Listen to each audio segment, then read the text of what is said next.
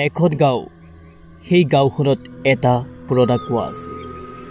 গাঁৱৰ মানুহৰ ধাৰণা সেই কুঁৱাটোত প্ৰেত আত্মাৰ ছায়া আছে কুঁৱাটো আছিল গাঁৱৰ মাজত কিন্তু যেতিয়া গাঁৱৰ মানুহবোৰ নাইকিয়া হ'ব ধৰিলে তেতিয়া সেই কুঁৱাটোৰ ভিতৰত কি আছে চাবলৈ গাঁৱৰ দুজন মানুহ সেই কুঁৱাটোৰ ভিতৰলৈ সোমাই গ'ল গাঁৱৰ মানুহ এঘণ্টা দুঘণ্টা এটা দিন দুটা দিন বহুত দিন অপেক্ষা কৰিলে কিন্তু সেই মানুহ দুজন কুঁৱাৰ ভিতৰৰ পৰা ওলাই কেতিয়াও নাহিলে তাৰ পিছত সেই কুঁৱাটোত গাঁৱৰ কোনো মানুহ সোমাবলৈ সাহস নকৰিলে পিছত গাঁৱৰ গাঁওবুঢ়াৰ আদেশত সেই কুঁৱাটোত শিল বাতি আদিবোৰ দি পুতি দিলে কিন্তু পিছদিনা গাঁৱৰ মানুহে ৰাতিপুৱা শোৱাৰ পৰা উঠি দেখে কুঁৱাটো আগৰ দৰেই হৈ আছে তাত মানুহে শিল মাটি দি পুতাৰ কোনো সংসূত্ৰ নাইকিয়া হৈ গ'ল অৰ্থাৎ তাত পানীৰে আগৰ দৰে উপচি পৰি আছে মানুহে কৰা ইমানবোৰ প্ৰচেষ্টাৰ পিছতো যেতিয়া বাৰে বাৰে বিফল হ'ল তেতিয়া সেই কুঁৱাটোৰ কাষৰ সকলোবোৰ মানুহ সেই ঠাইৰ পৰা উঠি আন ঠাইলৈ গুচি গ'ল আৰু তেতিয়াৰ পৰাই আৰম্ভ হ'ল সেই কুঁৱাটোৰ এক কলা অধ্যায় কোনোবা আছে দে কোনোবা এইবোৰ মাত শুনা পাইছে দে প্লিজ প্লিজ যদি শুনা পাইছে মোক বাদ দিয়ক প্লিজ মোক এই কুঁৱাটোৰ পৰা উলিয়াই দিয়ক মই ইয়াত উশাহ ল'ব নোৱাৰা হৈ গৈছোঁ প্লিজ প্লিজ মোক সহায় কৰক প্লিজ মোক কোনোবাই সহায় কৰক সেই শব্দটো সেই কুঁৱাটোৰ পৰা আহি আছিল আৰু তেনে সময়তে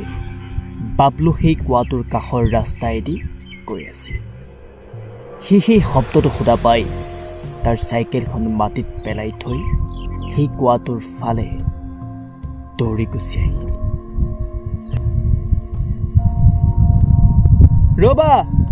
ৰবা অধৈৰ্য নহ'বা মই ৰছীডাল কুঁৱাত পেলাই দিছোঁ তুমি মাত্ৰ ৰছীডাল কঁকালত বান্ধি ল'বা তাৰপিছত মই তোমাক উঠাই আনিম চিন্তা কৰিব নালাগে বাবলুৱে লগত লৈ অনা ৰছীডাল কুঁৱাত পেলাই দিলে আৰু সেই মানুহজনক টানি টানি ওপৰলৈ উঠাই আনিবলৈ বহুত চেষ্টা কৰিলে কিন্তু কিছু সময়ৰ পিছত এটা টানত সেই ৰছীডালে বাবলুক সেই কুঁৱাটোৰ ভিতৰলৈ টানি লৈ গুচি গ'ল পিছদিনা বাবলুৰ ঘৰৰ মানুহে বাবলুক বহুত বিচাৰিলে কিন্তু কুঁৱাটোৰ ওচৰত পৰি থকা চাইকেলখনৰ বাহিৰে বাবলুৰ কোনো অস্তিত্ব সেই গাঁৱত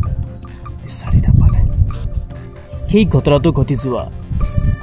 দুমাহমান হ'ল সেই কুঁৱাটোৰ কাষেৰে এজন বৃদ্ধ মানুহ পাৰ হৈ গৈ আছিল তেনেতে সেই কুঁৱাটোৰ পৰা এটা সৰু ল'ৰাৰ মাত আহিব ধৰিলে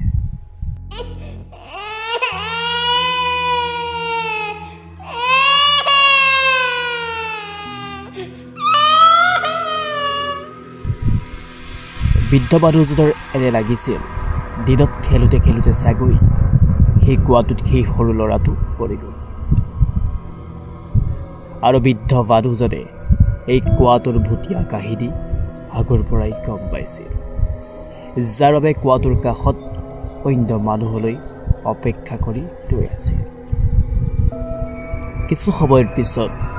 সেই কুঁৱাটোৰ কাষৰ ৰাস্তাইদি দুজন কাম কৰা মানুহ গৈ আছিল তাকে দেখা পাই বৃদ্ধ মানুহজনে মাত লগালে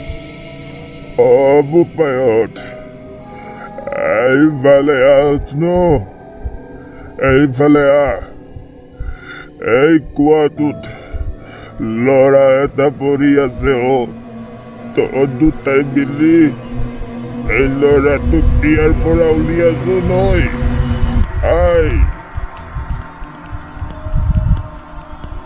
তেতিয়া সেই মানুহ দুজন আহি ৰছীডাল আনি সেই ল'ৰাটোক কুঁৱাৰ পৰা উঠালে আৰু উঠাই অনাৰ পিছত বৃদ্ধ মানুহজনে ক'লে বুপাহঁত তহঁত দুটা নথকা হৈ আজি ল'ৰাটো কি হ'লহেঁতেন ঠিক নাই বুজিছ তহঁত দুটাই বহুত ডাঙৰ উপকাৰ কৰিলি ঐ গম পাইছ তেতিয়া দুজন মানুহৰ ভিতৰত এজনে ক'লে, নাই নাই ভাবিবাচোন মানুহৰ কৰ্মহে কৰিছোঁ, উপকাৰ নাই কৰা দিয়ক ককা, এয়া মানুহৰে ধৰ্ম হয়। এজন মানুহে সৰু ল'ৰাটোক নাম সোধাত ল'ৰাটোৱে নাম অমৰ বুলি ক'লে। তাৰপিছত বাঘ ক'ত আছে সোধাত ল'ৰাটোৱে বা নাইকিয়া বুলি ক'লে। আৰু পিছত যেতিয়া দেউতাকৰ কথা সুধিলে তেতিয়া সেই ল'ৰাটোৱে এটা হাঁহি মাৰি সেই বৃদ্ধ মানুহজনৰ ফালে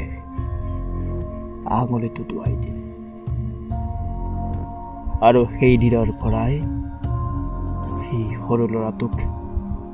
উঠোৱা মানুহ দুজনৰ অন্তৰ্ধান হৈ সেই ঠাইত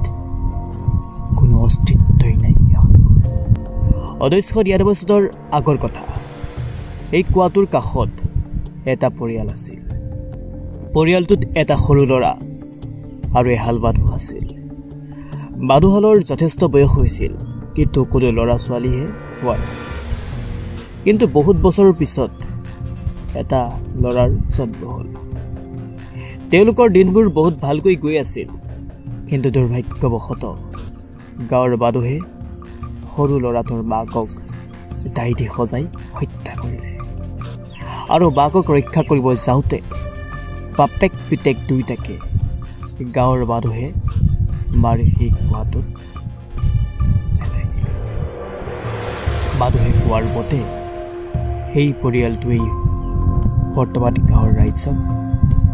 মৃত্যুৰ প্ৰতিশোধ